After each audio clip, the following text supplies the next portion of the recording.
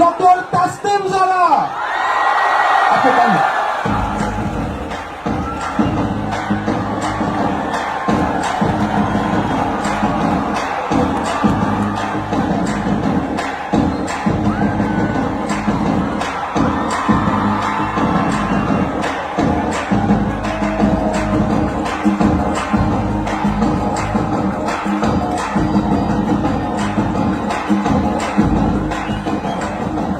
Hello Debidwar,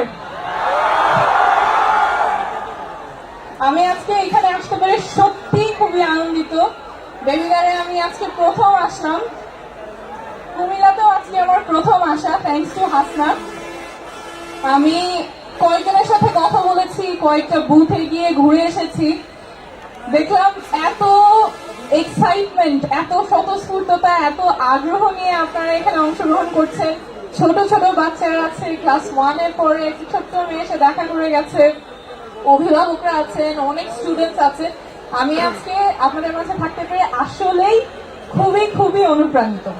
আপনাদের সকলকে অনেক ধন্যবাদ এত স্বতঃস্ফূর্ততার সাথে একটা স্টুডেন্টস ফেস্টে অংশগ্রহণ করার জন্য।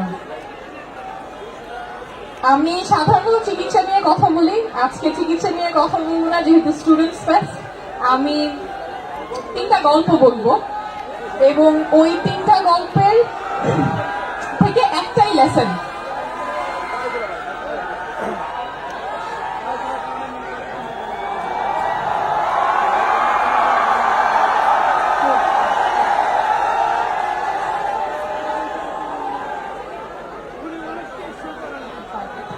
আচ্ছা, আমি খুব বেশি সময় নেব না, 3টা গল্প বলবো, 3টা গল্পের একই লেসন, 5টা না 7টা না, একটাই লেসন, যেটা আমার মনে হয় আমি ছোটবেলায় আপনাদের বয়সে যখন ছিলাম তখন যদি আমি জানতাম আমার উপকার হতো।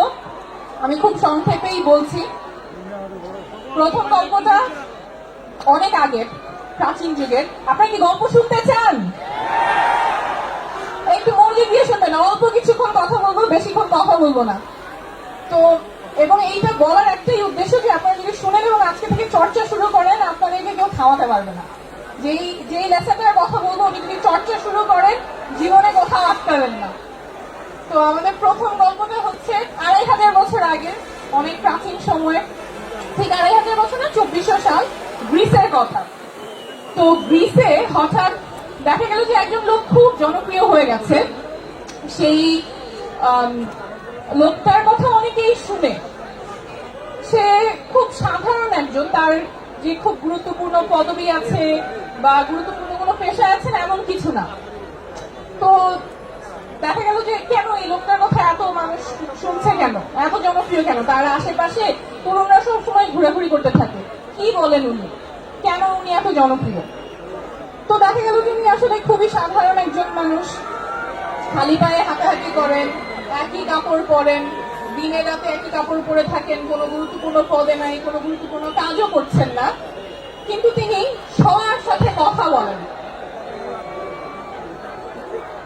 গ্রিসে তখন কৃতদাস ছিল, অনেক কৃতদাস, সেই কৃতদাসের সাথে তিনি কথা বলেন, কৃতদাসের যে মালিক আছে তাদের সাথে কথা বলেন, যারা ধনী তাদের সাথে কথা বলেন, যারা দরিদ্র তাদের সাথে কথা বলছেন, যারা বয়সে তরুণ, বয়সে বৃদ্ধ, তারপরে যারা ওখানকার স্থানীয়, যারা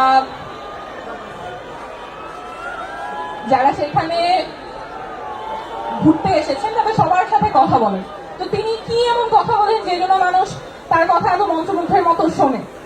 উনি আসলে কথা বলার চেয়ে প্রশ্ন করতেন, যে যাদের আমাদের খুব কাছের যে কনসেপ্ট গুলো আছে, যে ধারণাগুলো আছে, মূল্যবোধ আছে, সেইগুলো নিয়ে তিনি প্রশ্ন করতেন, যে সাহস কি, ক্ষমতা কি, সম্মান কি, ভালোবাসা কি, এইসব প্রশ্ন তিনি সবাইকে করতেন। বাজারে, বাজারের বাইরে, এই যত ধরনের মানুষ আছে, কৃতদাস আছে, ধনী, দরিদ্র, বয়স্ক, তরুণ, সবাইকে এই প্রশ্নগুলো করতেন। এবং এই প্রশ্নগুলোর উত্তর যখন মানুষ দিত, তখন তিনি আবার পাল্টা প্রশ্ন করতেন, যে কেন এটা চিন্তা করছেন আপনি, আপনার কাছে আপনার এই ধারণাটা কি। তো এই প্রশ্ন উত্তরের মাধ্যমে এমন একটা জায়গায় তাদেরকে নিয়ে যেতেন, যেখানে তারা তাদের ধারণার খাপটা ধরতে পারতেন, বুঝতে পারতেন যে আমি যে চিন্তাটা করছি সেখানে গ্যাপটা কোথায়। তো উনি নিজে প্রশ্ন করতেন এবং মানুষকে প্রশ্নোত্তর শেখাচ্ছেন। যখন মানুষ প্রশ্ন করতে শিখে যায় সত্য কি ন্যায় কি, তখন সমাজের এক শ্রেণীর মানুষের বিপদ হয়ে যায়। আপনারা কি গেস করতে পারেন কাদের বিপদ হয় যখন মানুষ প্রশ্ন করে, প্রশ্ন করতে শিখে যায়? যেমন আমরা জুলাই আগস্টে যখন প্রশ্ন করতে শিখে গিয়েছিলাম, তখন কিন্তু এক শ্রেণীর বিপদ হয়ে গেছিল, যারা ক্ষমতায় ছিল তাদের বিপদ হয়ে গিয়েছিল। আমরা সাধারণ ছাত্র জনতা যখন প্রশ্ন করলাম কেন এমন হবে, তখন যখন তারা যখন বিপদে পড়ে গেছে, প্রথমে আমাদের ভাই বোনদেরকে তারা মারা শুরু করেছে, এরপরে এক পর্যায়ে তারাই বিতাড়িত হয়েছে। তো গ্রিসের সেই ভদ্রলোকের সেই সৌভাগ্য হয়নি। তিনি যখন প্রশ্ন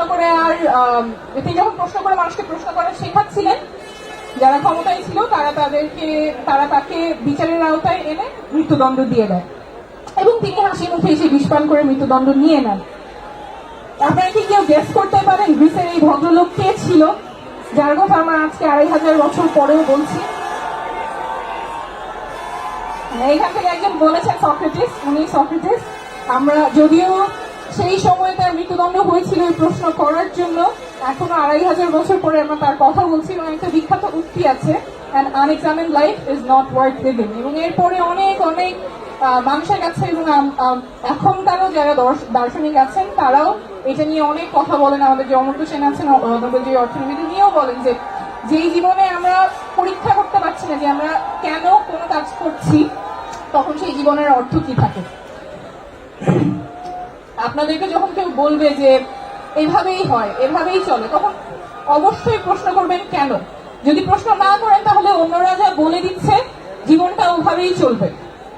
আপনার জীবন আর আপনার থাকবে না, অন্যরা যেভাবে বলছে সেই জীবনেই আপনাদের হবে।